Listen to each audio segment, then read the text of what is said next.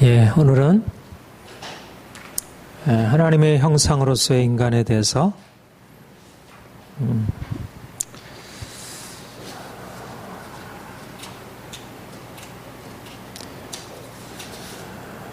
우리가 지난주에 창조주 하나님, 우리가 하나님을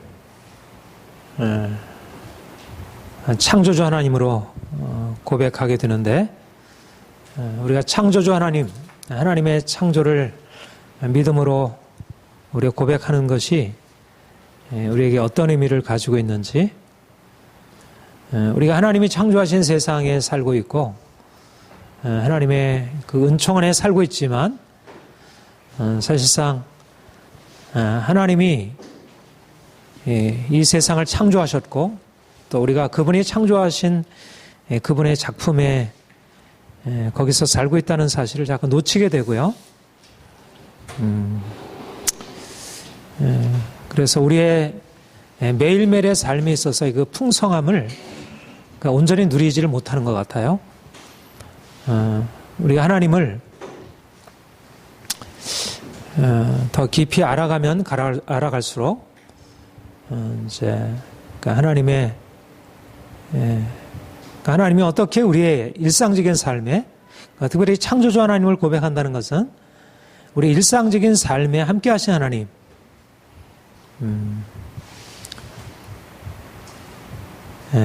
그런 의미에서 아주 이제 중요한 것이라 이렇게 여겨지고요. 오늘은 하나님의 형상으로서의 인간에 대해서 함께 우리가 잘 알듯이 이제 창세기 1장 27절 28절 하나님이 우리를 하나님의 형상을 따라 우리를 창조하셨음을 우리가 고백하고 있고, 그래서 하나님의 형상을 따라 지음받은 인간이 어떠한 존재인지, 또 우리가 그런 존재로서의 어떠한 삶을 살아야 할지, 또 우리가 다른 사람은 어떻게 되어야 할지, 이제 이런 것을 함께 살펴보려고 합니다. 우리 목차 한번 보겠습니다.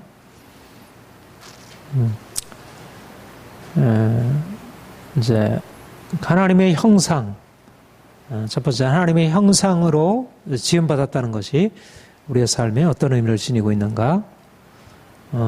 그것과 연관해서 우리 하나님의 형상으로 지음받은 것이 우리의 생명, 또 인간의 생명이 다른 동물의 생명과 달리 어떻게 존귀한 것인지, 또 우리의 인격이 어떻게 존중되어야 하는지를 살피고, 또 우리 하나님이 우리를 창조하셨다는 것은 하나님의 작품으로서의 우리 자신을 이해하는 것이고, 그러면서 각 사람이 자기를 존중하게 된다는 것에 대해서 살펴보려고 하고요. 마지막으로 인간은 하나님의 형상으로 지음받았지만 그러나 흙으로 지음받은 연약한 존재라는 것, 이제 그 사실을 함께 살펴보려고 합니다. 첫 번째 서론으로 인간에 대한 이해와 하나님에 대한 이해의 상관성을 아는 것이, 우리가 하나님을 아는 데 있어서 하나님을 아는 것이 곧 우리 자신을 아는 것이고, 또 우리를 알아야 하나님을 온전히 알 수 있다는 것, 이것이 이제 칼빈의 기독교 강요 1권 1장 1절에서부터 얘기되는, 그러니까 칼빈의 기독교 강요, 칼빈의 교리의 가장 핵심이 뭐냐면, 하나님을 아는 지식과 우리 자신, 인간을 아는 지식은 불가분리하게 이렇게 연결되어 있다는 것입니다. 그러니까 우리가 하나님을 알아야 하나님 안에서 우리 자신을 온전히 이해할 수 있고, 또 우리 자신을, 인간을 이해해야 하나님이 누구신지에 대해서 더 깊은 이해에 들어갈 수 있다는 것. 그러니까 하나님을 아는 그 신학과 인간에 대한 인간학이 서로 이렇게 상보적인 역할을 한다는 사실을 우리가 이해하는 것이 너무나 중요합니다. 그러니까 여러분들이 사실은 우리가 이제 이제 오후에 이 복음에 대해서 이제 들으면서 계속해서 우리가 지난번에 사실 기독교 세원 하다가, 어떻게 보면 중대에 마친 것 같지만, 사실 지금 하는 것이 기독교 세계관과 아주 밀접하게 연관되는 것이, 이제 오늘 내용이 특별히 더 그러한데, 사실 하나님에 대하여, 복음에 대해서 알게 되면, 우리 자신이 누구인지, 어떻게 인생을 살아야 할지, 우리 특별히 그리스도인으로서 그러하고, 단지 그리스도인만이 아니라, 이 세상 사람들, 하나님을 알지 못하는 이 세상 사람들까지도 어떻게 살아야 할지를 이제 거기서 볼 수 있게 된다는 것이에요. 이런 의미에서 여러분들이 하나님을 아는 것이야말로 아주 탁월한 지혜를, 인간에 대해서도 이 세상과 인간에 대해서 탁월한 지혜를 얻을 수 있다는 것. 그 점에서 이제 하나님에 대한 지식, 그러니까 하나님의 형상으로서 인간, 그러니까 인간을 그냥 우리가 뭐 생물학적으로, 사회학적으로, 심리학적으로 여러 가지로 인간을 이해할 수 있잖아요. 그런데 우리는 신학적으로 하나님의 형상으로 지음받았다는 그 인간을 그렇게, 인간에 대한 이해가 이미 하나님에 대한 지식, 하나님이 누구신가, 하나님은 어떤 분이신가라고 하는 그 바탕 위에서 인간을 이해하고, 그렇게 해서 인간을 이해하다 보면 하나님이 이런 분이시구나, 더 깊은 하나님에 대한 이해에 이르게 되고, 이에서 계속 어떤 이게 상호 선순환을 가져오는 것입니다. 하나님을 알게 되면 우리 자신을 이해하니까 더 온전하게 살게 되고, 온전하게 살게 되면 그 안에서 하나님의 행하심을 더 보게 되니까 더 하나님을 더 깊이 알게 되고, 이제 계속해서 어떤 선순환을 가져온다는 것. 이 점에서 이제 인간에 대한 이해가 하나님에 대한 이해에 근거해야 한다는 것을 말씀드리고, 그런데 오늘날 사람들의 인간에 대한 이해가 너무 낮거나 너무 높다는 것입니다. 너무 낮다는 얘기는 인간을 너무 형편없이, 경험적으로 보면 너무 형편없잖아요. 그렇죠? 인간이 뭐 타락한 모습을 보면 정말 짐승보다 못하기도 하고, 어떻게 저럴 수 있을까? 사실 짐승이 그렇게 악하지 않잖아요. 짐승은 자기 본능에 따라 행하지만 그렇게 악하지 않잖아요. 근데 인간은 악해도 그렇게 악할 수 없고, 이게 뭐 정말 이렇게 악마까지는 안 갈지라도 이제 그런 악의 영향 아래에 속해 되면 너무하고, 또 인간의 삶이 정말 처참하게 되면 너무 이렇게, 그러니까 보이는 경험으로 보자면 인간을 정말 제대로 이렇게 긍정한다는 게 쉽지가 않아요. 그렇죠? 인간에 대해서 우리가 뭐 전쟁이 일어나고 그러면 얼마나 그 사람들 안에 있는 그 부정적인 모습이 드러나요.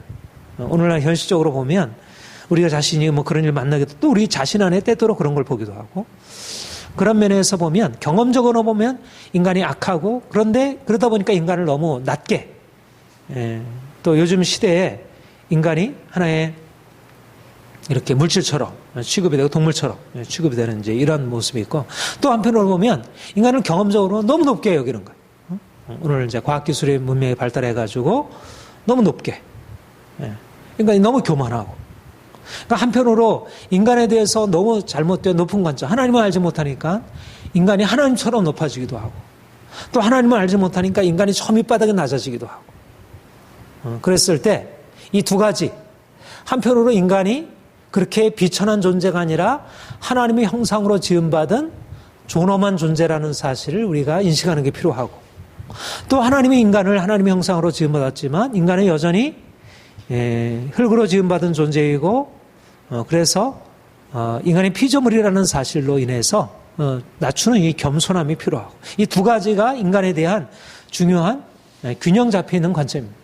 인간을 저 밑바닥에 자기 발 아래 밟고 그래서도 안 되고, 또 인간이 발 아래 밟는 사람은 또 자기 스스로를 마치 신처럼 이렇게 높이는, 그렇게 인간이 그렇게 높여서 안 되고 겸손하게 되고, 그래서 오늘날 현대에서 인간의 이제 비인간화, 사실 과학기술 문명이 발달하면서 오히려 인간이 하나의 기계처럼, 기계 부품처럼, 하나님이 지음받은 인간이, 존엄한 인간이 그렇게 존엄하게 취급되지 못하고 너무 이렇게 짓밟히고 무시당하고 고문당하고 억압당하고 착취당하고 뭐 이런 일들이 얼마나 많아요.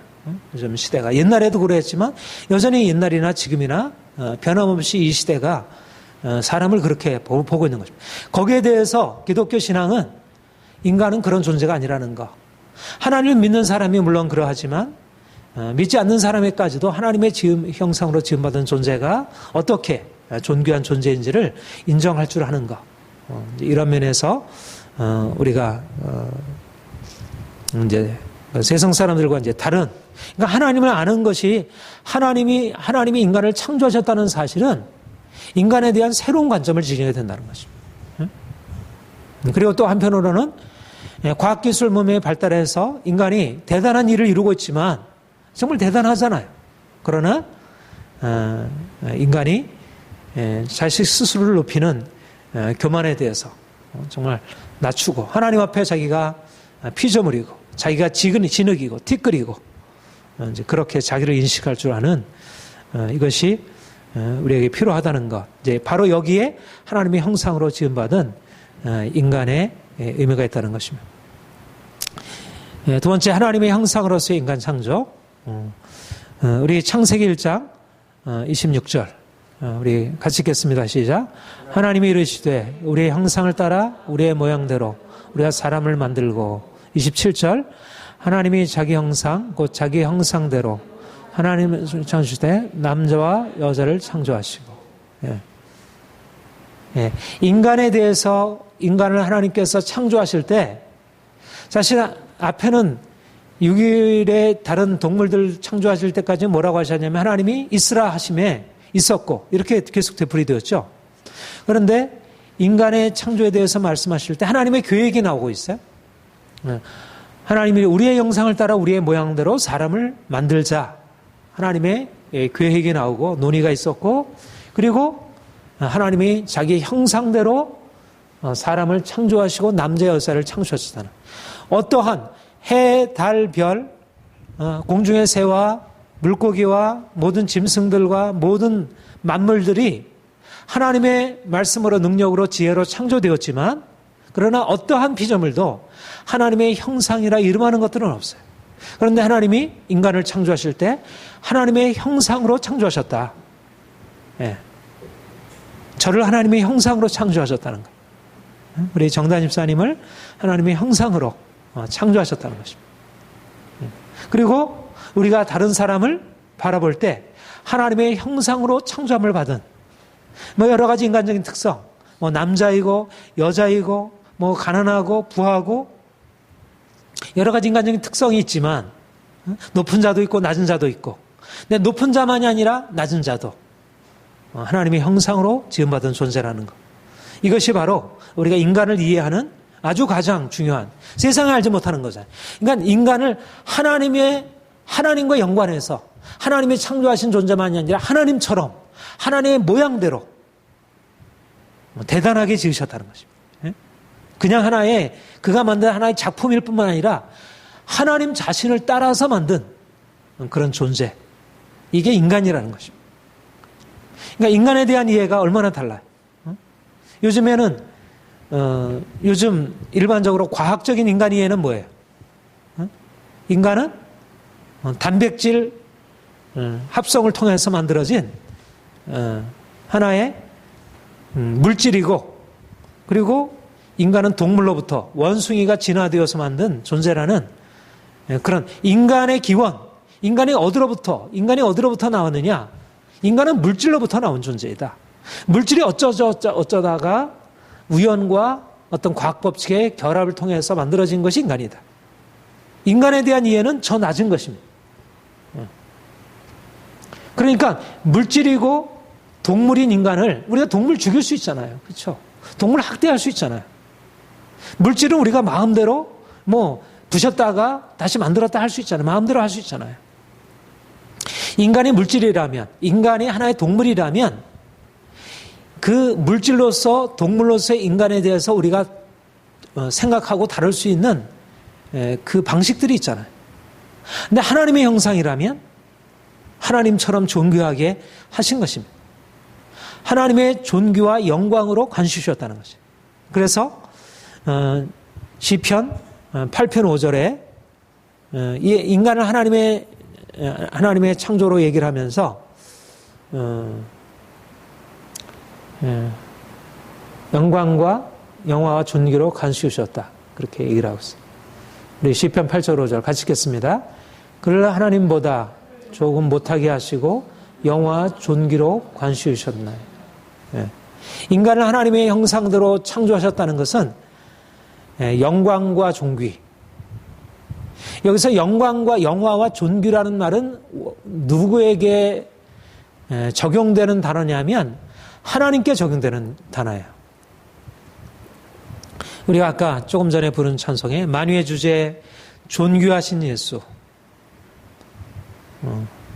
만유의 주제 존귀하신 예수, 모든 만물 위에 뛰어나신 분, 모든 이름에 뛰어나신 분, 이거를 영광과 존귀라 이렇게 얘기를 해요. 그런데 하나님이 우리 인간을 지으실 때 모든 만물 위에 뛰어난 존재로, 모든 만물 위에 뛰어난 영화와 존귀로 간수하셨다는 것입니다. 그러니까 우리가 창세기 1장 하나님의 형상대로 지으시고 그에게 복주시어 이르시되 생육하고 번성하고 여러 바닷물에 충만하라, 새들도 땅에 번성하라. 하나님이 인간을 창조하시고 인간에게 영화와 존귀로 간수하셔서 만물 위에 두시고 그래서 만물을 다스리도록 하셨다는 것입니다. 이것이 하나님이 우리 모든 인간을 향하신 뜻이에요. 그러니까 왕적인 권세가 있는 것입니다. 인간이라고 하는 것 자체가. 그러니까 사람들이 어려서부터 어떤 그 권세에 대한 욕구들이 있잖아요. 그렇죠? 내가 다스림에 대한 욕구들이 있어요. 내가 하나님이 주신 거예요. 하나님의 형상을 가지고 있는. 인간을 하나님이 하나님의 영화와 존귀로 간수하셨다는 거예요. 그런데 바로 이 시편 8편 5절을 인용해서 우리 한번 히브리서 2장을 한번 보십시다.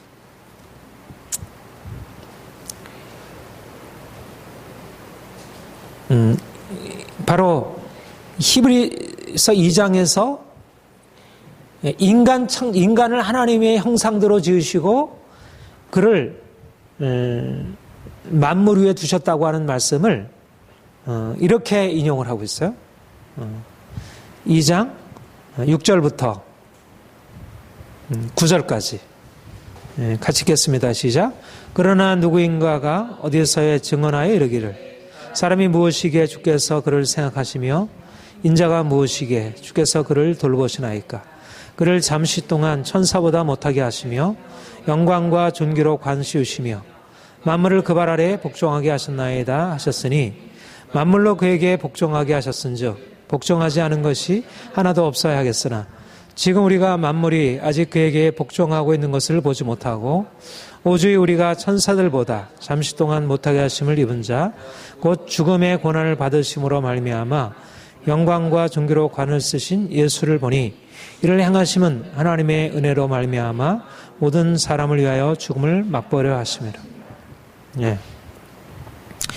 여기 창세기 1장 26절 27절, 시편 8편 5절, 그 다음에 히브리서 2장 6절부터 9절, 이 말씀은 서로 연결되는 것입니다. 하나님의 형상으로 인간을 지으셨다고 하는 사실에 대해서 말하고 있는 것이기도 하고 또 한편으로는 그것을 통해서 예수님이 어떠한 분이셨고 예수님 안에서 우리가 어떤 존재인지를 말하고 있어요. 좀 어려운 얘기입니다. 그러니까 분명히 창세기 1장 27절에는 누구에 대해서 얘기한 것이죠? 사람에 대해, 인간에 대한 얘기였어요. 시편 8편 5절은 누구에 대한 얘기였습니까? 역시 거기도 사람에 대한 얘기였습니다. 그렇죠? 사람에 대한. 인간을 하나님의 형상대로 창조하셔서 그에게 영화와 존귀로 간을 씌우셨다는 거예요. 그래서 만물을 다스리도록 하셨다는 것입니다. 그런데 여기 히브리서 2장 6절 이하에는 시편 8편의 말씀을 인용하면서 이것을 어디에다 적용하냐면 예수 그리스도의 고난과 영광에 대해서 적용을 하는 것입니다. 다시 말하면 인간이 하나님의 영광으로 하나님의 형상으로 지음받았다는 사실과 예수님이 하나님의 아들로서 하나님의 형상으로서 그가 영광과 존귀를 관수하셨다는 것은 서로 상관성이 있다는 것입니다. 예수님이 부활하셔서 이루신 영광과 존귀가 어디에 반영되고 있다는 얘기예요? 바로 하나님의 형상으로 지음받은 인간에게 반영이 되어 있다는 것입니다. 대단한 거죠. 그렇죠? 그러니까 우리가 예수를 믿음으로 말미암아 예수 그리스도의 형상을 닮아서 변화되는 것, 그것으로 나아갈 수 있는 씨앗이 어디에 숨겨져 있냐면 이미 우리가 하나님의 형상으로 지음받고 이미 우리가 태어날 때부터 영광과 존귀로 우리가 관시우고 있다는 것입니다. 예수 그리스도의 그 부활의 영광과 존귀는 아닐지라도 이미 우리가 창조의 영광과 존귀가 이 인간의 이미 존재 안에 이미 들어있다는 것입니다.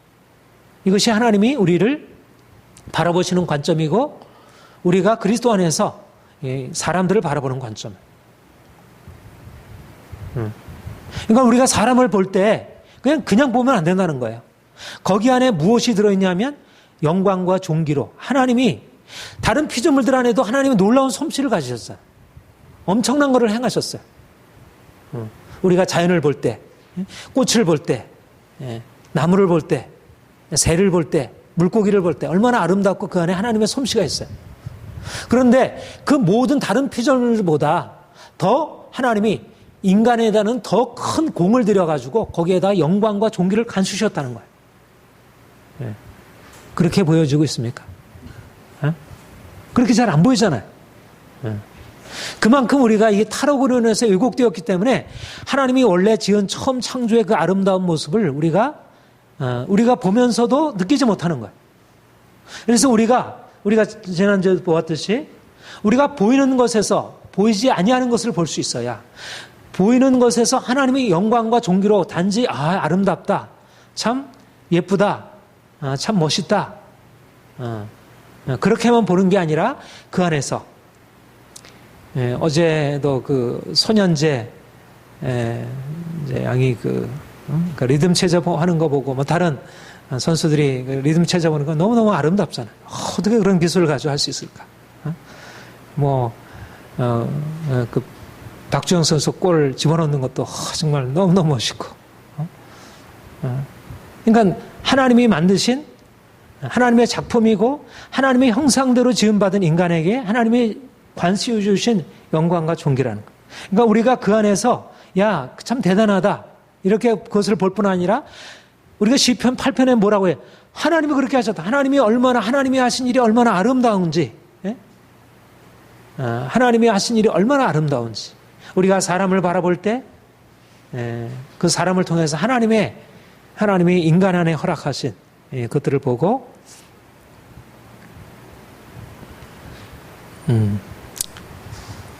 모든 다른 피조물들 위해 하나님이 인간의 영광을 주셨고 그리고 대단한 것입니다. 그래서 우리가 요즘 말로 해서 인간을 존엄한 존재로, 인간은 단지 기계가 아니고 동물이 아니라는 것입니다. 오늘날 현대 과학기술이 발전하면서 인간이 마치 기계처럼 하나의 수단화되고 인간이 다른 사람 밑에 이렇게 밟히고 또 동물처럼 그렇게 이제 이해가 돼요. 그런 것에 대해서 하나님의 형상으로 지음받은 인간이기 때문에 존귀한 자로. 근데 여기서 인간을 존귀하게 만드는 가장 귀한 것이 뭐겠어요? 인간이 하나님의 형상으로 지음받은 만물 위에 영장으로 두셨다는데 만물 위에 영장으로 두게 만드는 게 뭘까요? 인간의 인격성. 지정이 인격성이라는 거예요. 근데 하나님의 형상으로 지음받은 인간이 하나님의 형상을 잃어버리고 비인간화 되고 동물처럼 되고 자기 욕심에 따라 살아가고 있고. 그러니까 우리가 하나님의 형상으로 지음받은 인간이라고 하는 것을 두게 되면 오늘날 이 시대의 세계관처럼 인간을 그냥 물질적인 것으로 또 인간의 욕망의 차원으로 바라보니 아니라 욕망을 거슬러 갈 수 있는 그런 존재로. 그러니까 우리가 이 세상도 하나님의 형상으로 지음받았기 때문에 우리가 하나님을 믿는 우리가 하나님의 성품을 가지고 그분의 선하심과 그분의 인자하심과 그분의 정직하심과 그분의 용기와 이런 것을 가지고 살아가게 될 때 세상도 그것을 인식하게 되는 거예요. 하나님의 형상으로 지음받은 인간이기 때문에 인간이 만약 동물이라면 인간 안에 가지고 있는 그 도덕성이라고 하는 것이 무시당할 수 있지만 오늘날 그런 것이 무시당하잖아요. 그러니까 오늘날 이 포스트 모더니즘이나 이런 어떤 자연주의적인 이 그런 세계관, 인간을 동물로 취급하는 이런 세계관에서는 인간의 하나님의 형상으로 지음받은 이 인격이라고 하는 것을 잃어버리고 있기 때문에 인간을 제대로 보지 못하는 거예요. 그러니까 그런 세계관을 가지고 살게 되면 인생에 행복하지 못한 거지. 그렇죠? 아무리 물질 문명이 발달해가지고 이 세상이 나아지는 것 같지만 하나님의 형상으로 지음받은 인간에게는 어떤 욕구가 있냐면 하나님을 사모하는 욕구가 있고 도덕적이고자 하는 욕구가 있고 인간이 보다 세상적인 것보다 낫고자 하는 욕구가 있는 거예요. 근데 그것이 이러저러한 것으로 눌려 있는 거지. 그러니까 그리스도께서 우리에게 오셔서 바로 하나님의 형상으로 지음받은 인간의 온전한 모습을 회복하기 위한 것이라 그렇게 얘기를 하죠. 옛사람을 벗어버리고 의와 진리의 거룩함으로 지으심을 받은 새 사람을 입으라. 하나님의 형상으로 지으심을 받은 하나님이 원래 인간으로 허락하신 그 도덕적인 그 성품, 인격 이런 것들을 우리가 세상의 욕심으로 말미암아 잃어버리고 살아가고 있는데 이제 주님 만나가지고 본래적으로 그러니까 누가 하나님의 형상으로서 인간의 모습을 제대로 드러낼 수 있겠어요? 누가? 그리스도인들이. 그러니까 하나님을 알아야 하나님의 형상을 닮을 수가 있지. 그러니까 하나님을 닮은 이 카피 부분 가지고는 원본을 자꾸 잃어버릴 수가 있는 거예요. 근데 원본을 알게 되면 예수 그리스도 그분의 형상을 내가 알고 그분을 닮아가게 되면 인간이 어떻게 살아갈지를 아는 거예요. 그러니까 그리스도인들은 사실 세상 사람들에게 인간은 이렇게 살아가야 돼. 정치는 이렇게 해야 돼. 경제는 이렇게 해야 돼. 교육은 이렇게 해야 라고 하는 것을 가르쳐 줄 수 있는 거예요. 왜냐하면 인간은 하나님의 형상으로 지음받았는데 사람들이 하나님을 잃어버리면서 인간에 대해서도 잘못 생각하고 있어요. 인간은 동물로 여기고 인간은 그냥 우연으로 여기고 자기 마음대로 된다고 생각하고 그러니까 하나님을 잃어버리게 되면 결국 인간의 하나님의 형상으로서 이것을 잊어버리고 동물처럼 되어버리고 물질처럼 되어버리는 거예요. 기계화 되어버리고 그래서 프란시스 셰퍼가 이성에서의 도피라는 책에서 이분이 가지고 있는 가장 중요한 관점 중에 하나가 뭐냐면 인간은 존엄한 존재라는 거죠. 이분이 라브리에서 많은 사람 말하자면 그 당시에 오늘날과 좀 유사한데 조금 오늘날보다 조금 더 이 포스트 모더니즘 막 출발하는 실존주의자들이 막 해가지고 인간은 하나님 무의미하고 허무하다 이런 그 생각들을 막 퍼뜨려 버렸어요. 그래서 예를 들면 뭐 이제 그 히피라든지 이런 사람들이 인간은 하나의 동물이고 인간은 하나의 뭐 물질에 불과한데 인간이 무슨 삶의 의미가 있어? 그러니까 뭐 환각체나 이런 것으로 그냥 쾌락만 추구하고 하다가 인간의 삶의 의미가 무의미하게 이렇게 그러니까 인간을 존엄한 존재로 보지 못하는 거예요. 그러니까 사람들이 다 그냥 피폐해져 버리는 거예요. 이 인격이 피폐해져 버리고 삶이 피폐해져 버리고. 그런데 그런 사람들을 향해서 그런 젊은이들을 향해서 라브리에서 그들과 대화하고 토론하면서 너무 인격적으로 그들을 존중하고 대해주는 것입니다. 그러면서 그가 가르치는 이 말씀 그 자체만이 아니라 그가 그 셰퍼 부부의 그 인격적인 그들의 태도 속에서 그것을 새로운 모습을 보게 되는 것입니다. 프로그램화 되지 않은 인간. 오늘날 인간은 이 과학기술을 가진 인간도 우리가 요즘에 이제 홈스쿨링에서 이제 공부하는 것이 이 조작주의적 인간관이라 이렇게 얘기를 하는데 하나 인간이 과학 법칙에 그냥 이끌려서 일만에 조작할 수 있다는 거예요. 마치 우리가 이런 것들을 깨뜨렸다가 마음대로 조작할 수 있잖아요. 법칙은 그래도 그냥 유지돼. 인간도 마치 어떤 과학 법칙 안에서 생물학적인 또 심리학적인 법칙에 따라서 인간을 마음대로 할 수 있는 것으로. 그러니까 프로그램화 할 수 있는 마음대로 인간이.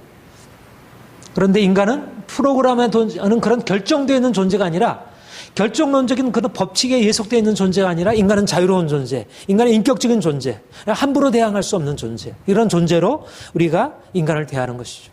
이 점에서 우리가 주님을 만난다는 것이 얼마나 인간을 바로 이해할 수 있게 되는지, 우리 그리스도인들이 이 세상에서 어떻게 살아야 할지를 보여주고 다른 사람들에게 그 방향성을 나타내 줄 수 있다는 것입니다. 우리 세 번째, 존귀한 생명과 인격.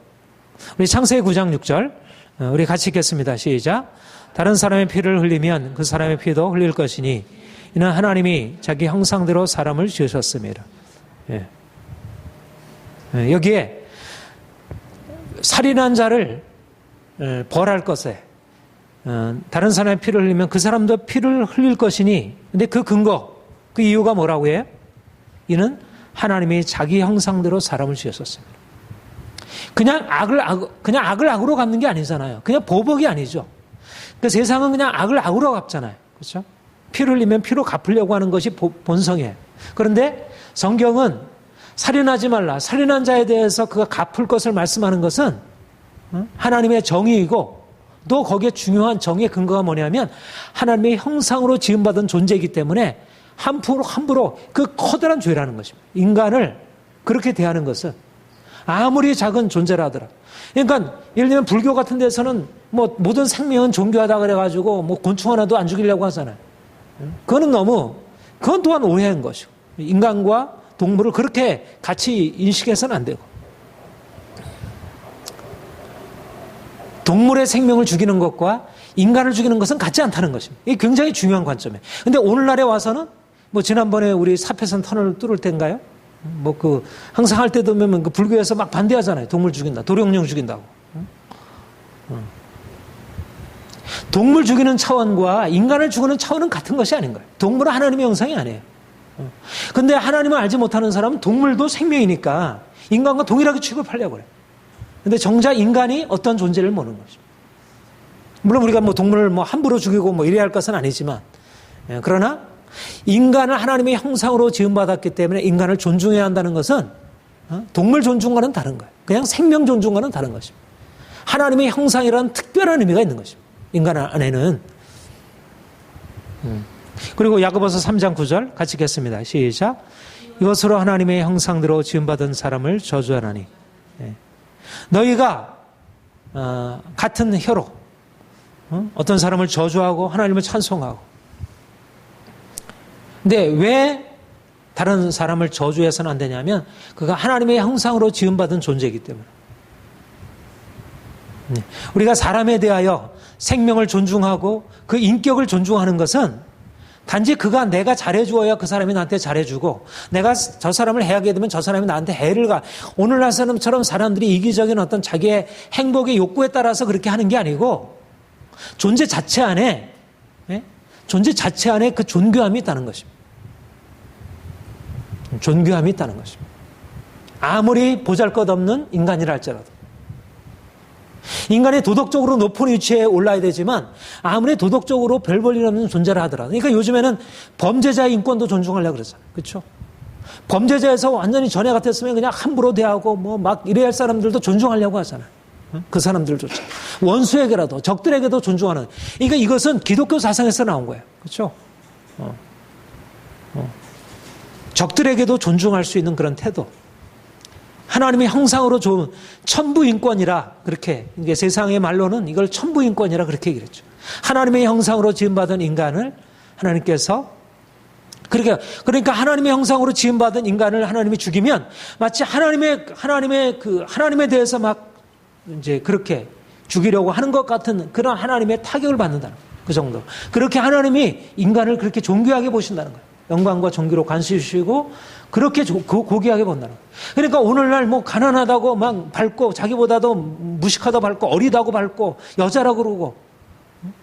그러니까 기본적으로 기독교 사상, 기독교가 들어와서 어떻게 민주주의가 발달해가지고 그렇게 모든 사람을 존중하게 되냐면 바로 이런 사상 때문에 그런 거예요.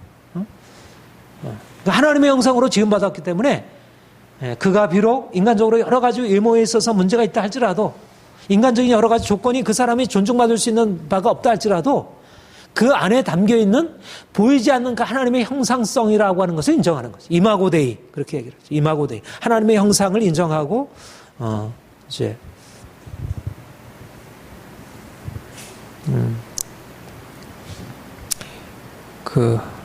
제가 홈페이지에도 올려놨는데, 그 김영한 씨가 이제 인권운동가, 북한 인권운동가 김영한 씨가 중국 가서 잡혀서 이제 고문당하고, 뭐 정기 고문당하고, 뭐 자만지하고, 이제 이런 고문당하고, 이제 거기에 대해서 이제 규탄하고 하는데, 그래서 고문에 대해서 이제 이것은 온 세계가, 전 세계가 유엔 인권 고문 방지 협약 같은 것을 이제 세워서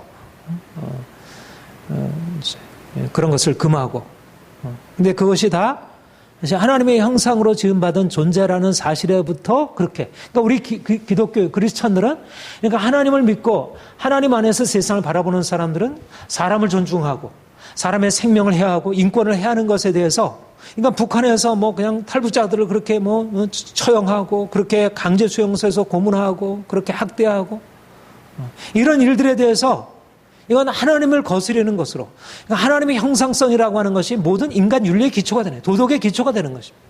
그러니까 오늘날 우리가 이 세상을 향해 들어갈 때, 특별히 이 세상에 오늘날의 과학기술, 어떤 자연과학으로부터 비롯된 이걸 가지고, 이 이성을 가지고 인간도 어떤 자연적인 것으로 이렇게 바라보면서 인간의 고귀한 인격성을 누르는데, 그래도 오늘날에도 오늘날 우리의 삶이 유지될 수 있는 것은, 이 도덕적인 것이 유지될 수 있는 것은 기독교적인 이런 하나님의 형상으로 지음받은 인간이라고 하는 사실로부터 인간을 바라보고 이 세상을 그게 그래도 여전히 계속해서 남아있기 때문에, 만약 그런 게 없으면 어떻게 되겠어요? 얼마나 이 세상에 살벌하게 되겠습니까? 그러니까 감사해야지.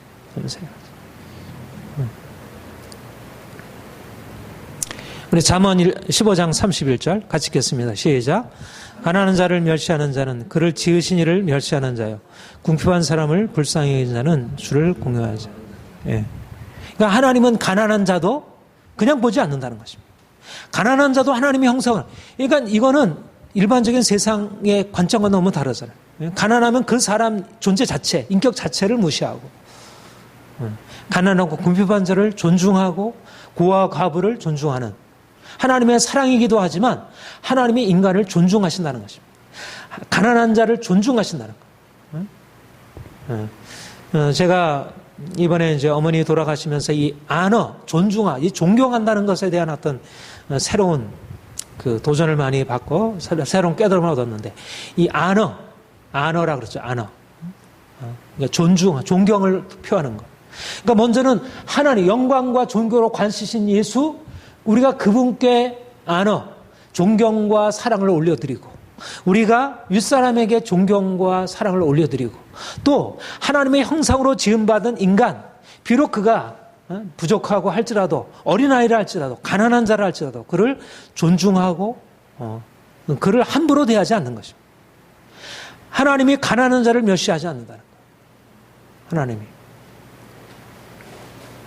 그런데 사람들이 교만해져서 가난하고 뭔가 가진 것이 없으면 멸시하고,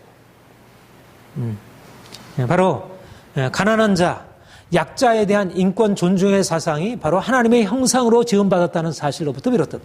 그러니까 우리가 하나님의 창조를 믿는다면, 하나님이 인간을 하나님의 형상으로 지으셨다는 이 하나님의 창조의 사실을 고백한다면, 우리가 약자를 존중하는, 그러니까 우리가 정말 존중할 하나님을 높여드리고 또 권위를 높여드리는 것과 함께 약자를 존중하는 것까지, 이것이 하나님의 형상으로 지음받은, 그러니까 위아래 다 존중을 받는 거예요. 그러니까 얼마나 세상이 좋아지겠어요. 오늘날은 위도 폐기되고 아랫사람 누르고 모든 사람들이 다 교만해져서 그렇게 되었잖아요. 그런데 하나님을 존중하고 윗사람을 존중하고 존경하고, 그리고 아래 있는 비록 보잘것없는 자라도 존중, 어린아이도 영접하고, 이것이 예수님의 마음이죠. 그러니까 하나님의 형상으로 지음받았다고 하는 이 사실을 정말 믿음으로 살아갈 때 우리의 삶이 너무나 아름다운 거죠. 바로 이웃사랑의 근거가 하나님의 형상성이라는, 인간이 하나님의 형상으로 지음받았다는 거죠. 내가 하나님의 형상으로 지음받았다고 우리 이웃들이 하나님의 형상으로 지음받았다는 거. 강도 많은 자를 불쌍히 여기고 그를 존중하고 그를 귀히 여기고, 이것이 바로 이웃사랑의 근거예요. 그러니까 창조의 사실과 율법에서 말씀하는 게 다르지 않다는 거예요. 하나님이 하나님의 형상으로 창조하셨기 때문에 하나님의 형상으로 창조하셨다는 의미를 구체화시켜주는 게 율법이에요. 그게 하나님의 뜻이에요. 그것에 따라서 사는 것이 거룩하게 사는 거예요. 그러니까 이 창조라고 한 하나님의 형상으로 창조받은 것은 너무나 귀한 것이라 할 수 있겠습니다.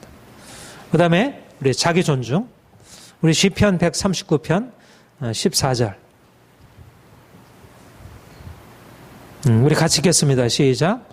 내가 주께 감사함은 나를 지으심이 기묘하심은 주께서 하신 일의 기이함을 내 영혼이 잘 아나이다.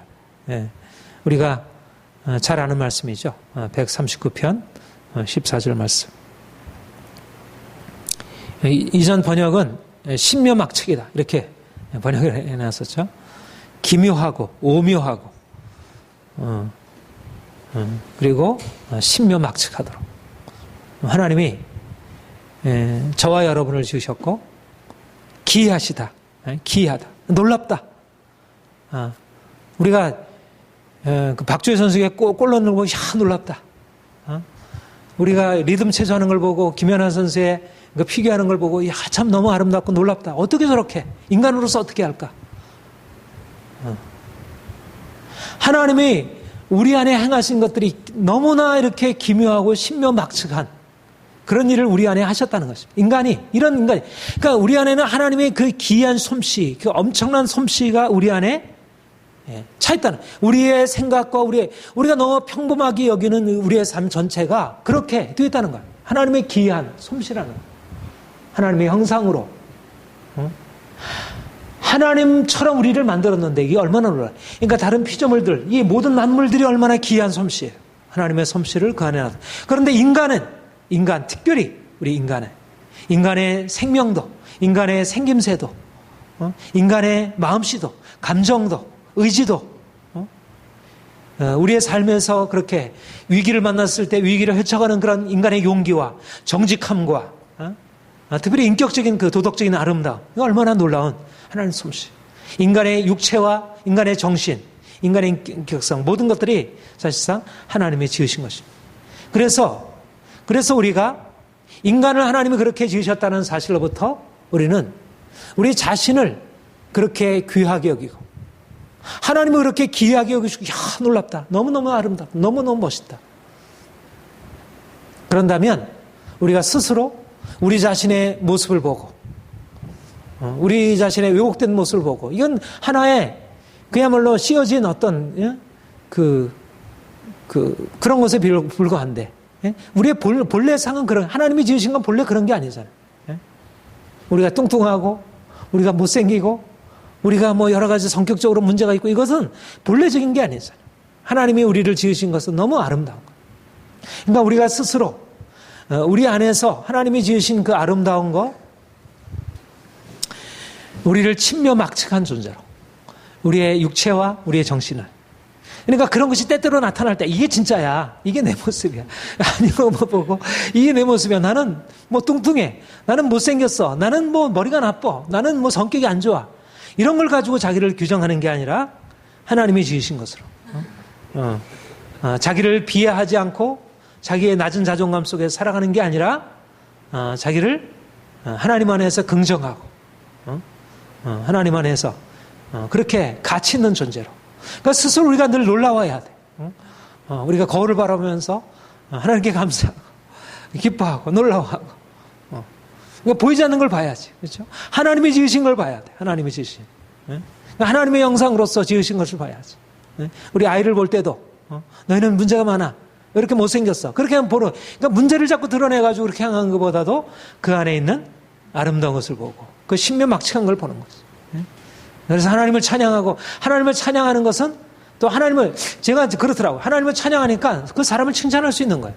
하나님을 찬양해야 우리가 칭찬은 고래도 춤추게 한다고 우리 칭찬의 가치를 인정하잖아요. 근데 왜 칭찬이 안 나옵니까? 우리 하나님을 찬양하지 않고 하나님을 하신 일로 보지 않기 때문에 칭찬이 안 나오는 거예요. 사단이 한 일, 못생긴 일, 문제가 있는, 그러니까 이런 거 보니까 자꾸 화가 나오고 거기에 대해서 자꾸 저주가 나오고 하는 거지. 그렇죠? 하나님의 형상으로 지음받은 인간. 이게 무슨 하나님의 형상이야? 사단이 지어놓은 거지. 사단이 지어놓은 것들이 있죠. 축복하는 것이야. 축복하고, 칭찬하고, 축복하고.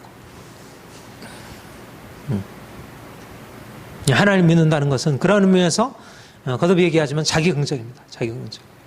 우리가 하나님 안에서 인간을 긍정하고 나를 긍정하고 특별히 고유한 나를 긍정하는 고유한 나. 나는 나예요. 나는 나야. 특별히 이것은 굉장히 오늘날 포스트 모던 세계에서 굉장히 중요한 가치입니다. 나는 나다. 나는 고유한 존재다. 나는 도덕적으로 탁월한 존재다. 이것도 인정해야 되지만 중요한 것이 뭐냐면 나는 나다라. 나도 신묘막측하다는 거예요. 김연아만이 아니라 소년자만이 아니라 그런 것을 못하는 나도 대학에 잘 들어가고 기업에 성공하고 여러 가지 삶을 살아가는 그런 존재만이 아니라 나도 신묘막측하게 지으신 하나님의 작품이고 하나님의 형상으로 지음받은 존재이고 존중받아야 할 마땅한 가치가 있다는 거예요. 우리가 그렇게 바라보고 리고렌 그 목적이 꺼낸 삶에 보면 그 두 번째 챕터에 보면 당신은 우연이 아니다. 그렇게 얘기를 하고 있어요. 신묘막측한 존재, 하나님의 계획과 하나님의 특별한 이 맞춤으로 만들어낸. 그래서 하나님이 우리에게 주신 그 자신의 고유한 가치를 인정하고, 그래야 다른 사람의 고유한 가치를 인정하는, 다른 사람과 자꾸 비교하고, 저 사람은 공부를 잘하는데 나는 공부를 못하고, 저 사람은 뭐 이런 것을 잘하는데 나 이걸 못하고, 저 사람이 이것을 가지고 있는 난 가지고 있지 못하고, 그런 게 아니라 하나님 안에서 자신의 고유한 가치를 인정하고 자기를 기뻐하고 감사하고.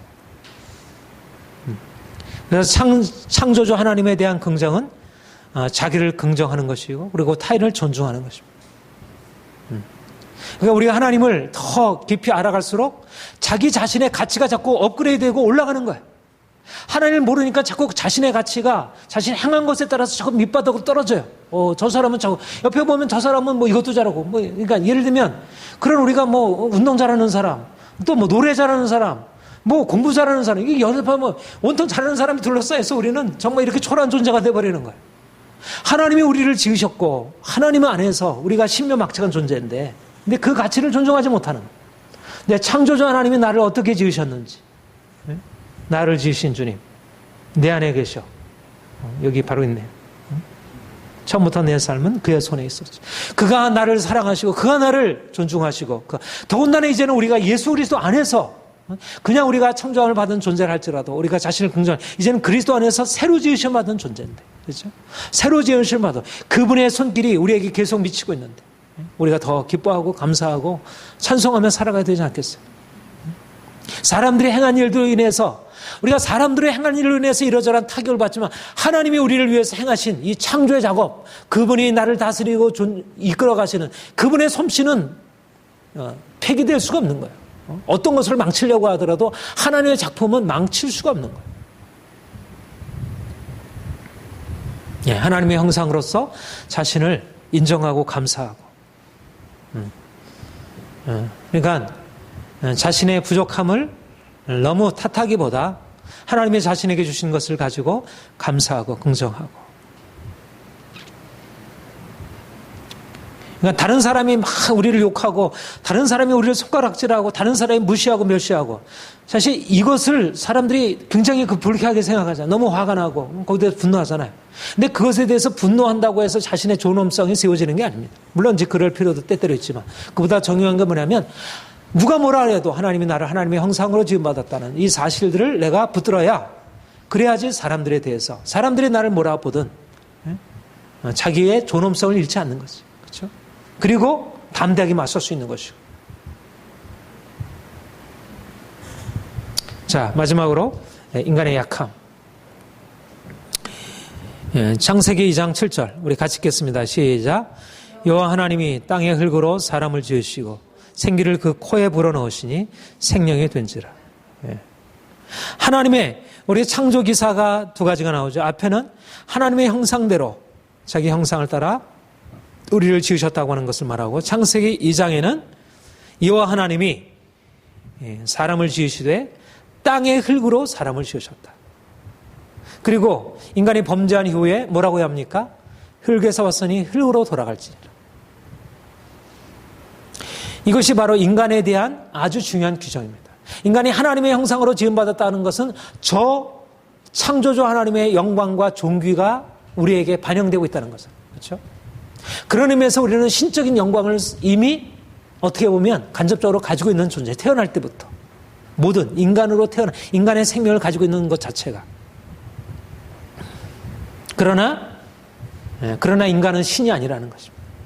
인간은 신이 아니고, 신의 아들들이 아니고, 신으로부터 유출된 존재가 아니고, 어떤 신적인 불꽃이 우리 안에 들어와 있는 요새 뉴에이지가 말하는 것처럼 그런 존재가 아니라는 거죠.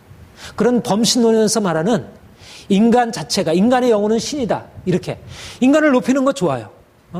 요즘에 그 미국의 그런 뉴에이지 사상이 많이 이렇게 퍼져가고 있잖아요. 인간은 신이다. 힌두교, 불교 다 인간은 신이라고 보는 거예요. 인간을 존중하는 것 같아요. 그렇죠? 인간을 다 존중하고, 인간만 아니라 모든 자연까지 다 그렇게 높이려고 해요. 그렇게 되면 인간이 존중되는 게 아니라 오히려 인간의 본래적인 것을 잃어버리게 돼요. 인간이 교만해져 버리는 것입니다. 인간이 자신의 피조성, 인간의 유한성, 연약함을 잊어버리게 되면 오늘날 포스트 모더니즘은 그걸 또 너무 강조해가지고 문제가 되지만 인간이 인간으로서 연약한 존재라는 인간이 흙으로 지음받은 이 피조물이라는 사실을 잃어버리게 되면 인간은 다른 사람을 누르는 것이 또 문제가 되지 않아요. 중요한 것은 하나님이 우리를 하나님의 형상으로 지으셨지만 우리는 흙으로 지음받은 피조물이라는 것입니다. 그분은 창조주이시고 우리는 피조물이고 그분의 영광을 받으셔야 하고 우리는 그분에게 영광을 돌려야 하고 만물이 그에게서 나오고 그로 말미암고 그에게로 돌아가는 것입니다. 그분만이 창조주 영원하신 하나님이시지 인간은 다른 피조물들과 동일하게 썩어질 존재라는 것입니다. 이런 면에서 인간은 다른 피조물들과 다른 존재이면서 또한 다른 피조물들과 같은 존재. 인간은 유한한 존재이고 인간은 무한한 존재가 아니라는 것입니다. 인간이 이 땅에 사는 동안 우리가 물론 영원한 생명에 참여해서 우리가 영원한 생명을 땅에서 누리지만 그러나 인간의 피조성, 인간의 유한성, 인간이 죽어야 할 존재라는 사실 이것을 아는 것이야말로 지혜 중에 지혜인 것입니다. 시편 103편 14절 같이 읽겠습니다. 시작. 이는 그가 우리의 체질을 아시며 우리가 단지 먼지뿐임을 기억하십니다. 예. 인간은 하나님의 형상이지만 흙으로 지음받은 먼지이고 티끌이고 그러니까 내가 아무리 대단한 일을 이뤄놓았다 하더라도 대단한 일을 내가 이뤄놓았다도 뭐 올림픽 상관왕을 했다 하더라도 내가 뭐 과학기술을 뭐 발전시키고 이 나라를 세우고 뭐 엄청난 일을 했다 하더라도 인간은 단지 피조물이라는 것입니다. 인간은 유한한 존재이고 우리가 지난주에 보았듯이 그래서 영원하신 하나님께만 합당한 영광을 돌려드리고 인간은 풀의 꽃과 같다는 사실을 인정하는 것 이것이 하나님의 우리가 인간을 살아가는 중요한 지혜라 이렇게 말할 수가 있습니다. 우리 시편 90편 12절 같이 읽어줘. 시작. 우리에게 우리의 날 계수함을 가르치사 지혜로운 몸을 갖게 하소서. 우리 한번 90편 한번 찾아봅시다. 시편 90편.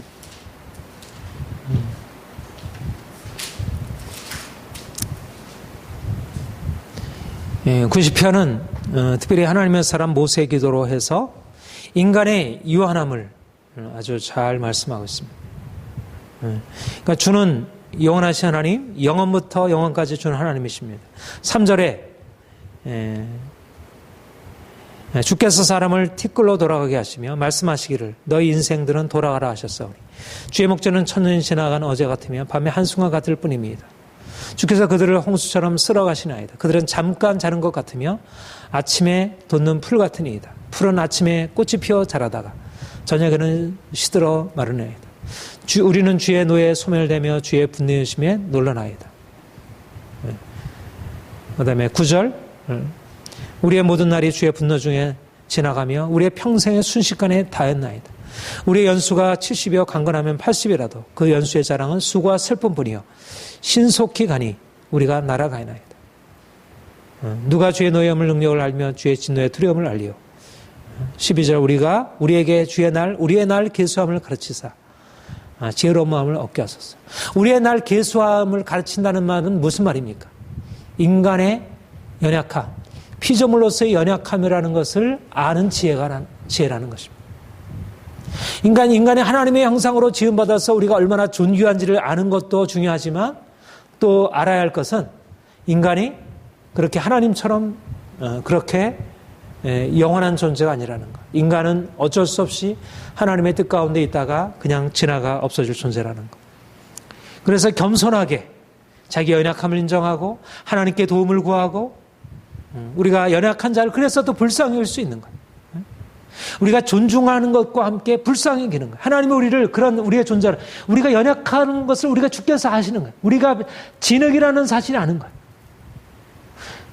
이게 다 이 두 가지를 다 해야 우리가 하나님이 우리를 얼마나 귀하다고 우리가 보잘것 없는데도 우리를 그냥 보잘것만 얻게 여기지 아니하시고 우리를 존중하시고 우리를 귀하게 여기시고 그러면서 우리가 또 연약한 존재라는 사실을 알고 우리를 불쌍히 여겨주고 우리를 도우시려고 하고 우리를 그냥 네가 알아서 해 이렇게 하지 아니하시고 인간은 연약한 존재라는 사실을 아는 것 그것이 우리가 또 사람을 사랑하는 이유예요. 그렇죠? 우리가 사람을 사랑하고 사랑해야 할 이유가 뭐예요? 사람들이 연약하니까 넘어지니까 문제가 있을 수 있는 거죠. 한편으로 그가 존중받아야 할 아무리 연약한 자라 할지라도 우리가 높여야 하지만 아무리 강하고 뛰어난 자라 하더라도 넘어질 수 있고 그에게 연약함이 있고 그래서 인정하고 불쌍히 여기고 또 그를 이해하려고 하나님의 마음 가지고 받아들이려고 하고 또 우리가 그렇다는 사실에 대해서 낙심하지 않고 하나님의 도움을 구하고 이것이 바로 인간이 하나님의 형상대로 지음받은 존재라는 것입니다. 하나님의 형상대로 지음받았기 때문에 우리는 높고 하나님의 형상으로 지음받은 존재이기 때문에 우리는 하나님이 아니고 하나님의 형상 자체가 아니고 하나님이기 때문에 우리는 피조물이기 때문에 우리는 또한 끊임없이 하나님의 도우심을 받아서 우리의 삶을 살아야 할 존재라는 것. 이 점에서 우리가 인간에 대한 이런 이중적인 이해가 필요하다는 거예요. 결론으로 그러니까 두 가지입니다. 두 가지. 하나님의 형상으로 처음에 서론을 여러분에 말씀드렸죠. 인간의 이해가 너무 낮거나 너무 높았다 그랬습니다. 오늘날 사람들이 가지고 있는 것이. 인간을 보는 대로 보게 되면 인간을 너무 무시하게 되고 낙후하게 되고 사람들을 얼마나 많은 사람들이 짓밟혀 살고 있어요. 얼마나 무명으로 사는 사람들이 스스로에 대해서 보잘것없게 여기고 많은 사람들이 사는 사람은 그렇게 바라보고 살아가요. 몇몇 뛰어난 그런 선수들, 그런 예술가들, 그런 뛰어난 성공한 사람들은 높이 여김을 받지만 수많은 사람들은 별 볼 일 없는 그런 삶을 살아가고 사람들 앞에 그렇게 대접을 받고 있어요. 그렇죠? 많은 사람들이. 민주주의라 그러지만 사람들이 스스로 자신의 삶의 주인이라고 말하지만 진정한 주인된 삶을 살아가지 못해요. 존중되는 삶을 자기 스스로도 존중하지 못하고 다른 사람부터 존중을 받지 못해요. 어린아이들이 그렇고 여자들이 그렇고 가난한 사람들이 그렇고 많은 삶의 문제를 가지고 있는 사람들이 존중을 받지 못하고 있어요. 진정으로 이 세상의 어떤 법이나 민주주의의 이념이나 이런 것들이 사람을 존중해 주지 못해요. 그런데 주님은 우리를 하나님의 형상으로 지으시고 하나님의 형상으로 지음받은 우리를 하나님의 형상으로 존중하신다는 것입니다. 가난한 자를 불쌍히 여기시고 그를 존중하시는 것입니다. 그러니까 우리도 하나님이 우리를 그렇게 바라보시고 사람들을 그렇게 바라보듯이 아무리 미천하다 할지라도 그가 보잘것없는 존재라 할지라도 그를 하나님의 형상으로 존중하는 것입니다. 인권을 존중하고 생명을 존중하고 우리가 탈북자를 위해서 우리가 기도해야 하고 그들을 존중해야 할 이유는 우리가 북한 동포들을 위해서 해야 할 이유는 바로 그들은 그냥 우리 동포가 아니고 하나님의 형상으로 지음받은 존재이기 때문에 낮은 자, 특별히 낮은 자, 비천한 자들을 향하여 우리가 그러한 하나님의 마음을 가지고 보는 것입니다. 하나님의 형상으로 그리고 하나님의 형상이라는 것은 또한 우리를 높은 표준으로 우리를 이끌어간다. 하나님의 형상성에 가장 중요한 게 우리의 도덕이고 인격입니다. 우리가 도덕적으로 되어지는 것, 우리가 하나님의 형상으로 지음받았다는 사실 때문에 우리가 인간을 비천하게 살지 않고 좀 더 높은 표준을 향해서 나가는 것입니다. 돈을 추구하고 인생의 명예를 추구하고 세상에 자기 욕심에 대로 살아가는 게 아니라 그것을 넘어서서 동물적인 자기의 본능을 넘어서서 좀 더 인격적인 고상한 삶을 향해서 나가는 것입니다. 특별히 우리 그리스도인들이 예수 만나서 그런 인격적인 변화를 경험하고 그런 하나님의 형상성을 드러내 보여주고 사람들에게 그 점에서 본을 보여주는 거죠. 인간이 어떤 존재인지 어떻게 살아야 할지.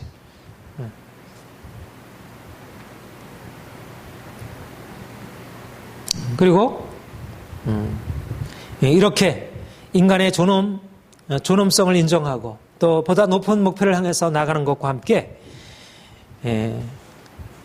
우리가 연약한 피조물이라는 사실, 아무리 세상에서 뛰어난 모든 것을 다 갖고 소유하고 있다 할지라도 우리는 피조물이고 우리는 아무것도 아니고 넘어질 수 있고 우리는 쓰러질 수 있고 우리는 지나가는 존재라는 사실을 알고 영원하신 하나님 앞에 겸손히 자신을 낮추고 그리고 사람들을 그렇게 또 이해하고 받아주고 사람들이 실패하는 것에 대하여 또 이해하고 그럴 수 있다는 사실을 인정하고 그래서 우리가 이런 균형 잡힌 우리가 하나님 안에서 우리 자신을 바라보게 되면 우리의 이 땅에서 삶에 있어서 균형 잡힌 인간에 대한 이해를 가지고 살아갈 수 있고요. 그럴 때 우리의 삶 전체가 정말 아름답게 아름다운 인생으로, 사람들에게도 정말 빛된 인생으로 살아갈 수 있다, 그렇게 생각을 합니다. 자, 우리 기도하고 마치십시다.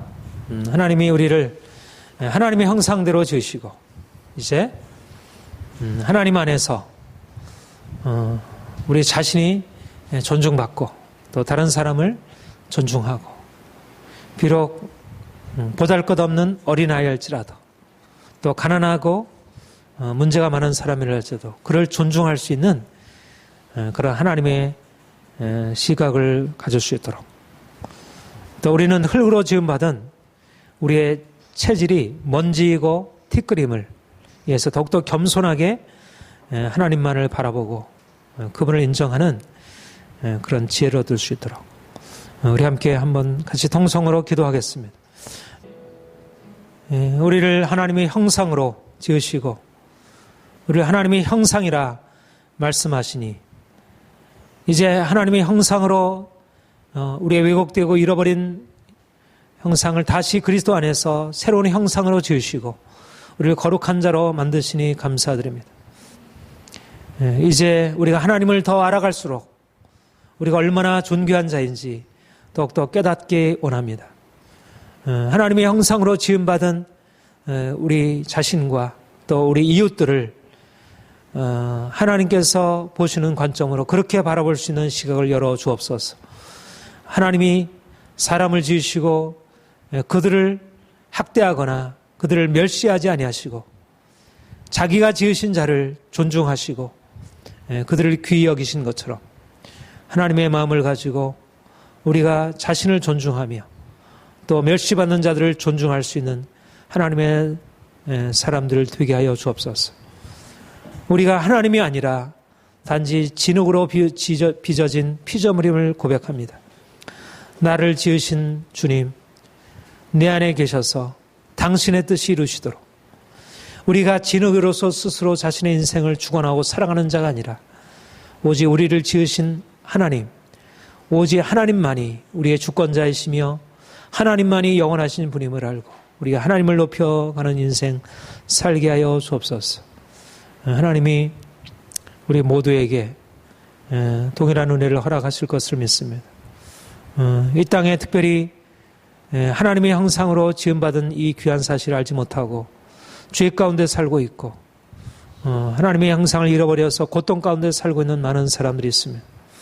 하나님, 우리가 사람들을 존중하는 그런 믿음으로 나아가 사람들을 하나님의 마음으로 세우고 또 이 땅에 잘못된 이런 정말 문제 많은 이 땅 가운데 빛으로 세워갈 수 있는 그런 주의 귀한 일들을 감당케 하여 주시옵소서. 하나님이 우리 한 사람 한 사람을 주의 크신 이름을 위하여 사용하시고 역사하옵소서. 감사드립니다. 예수님의 이름으로 기도합니다. 아멘.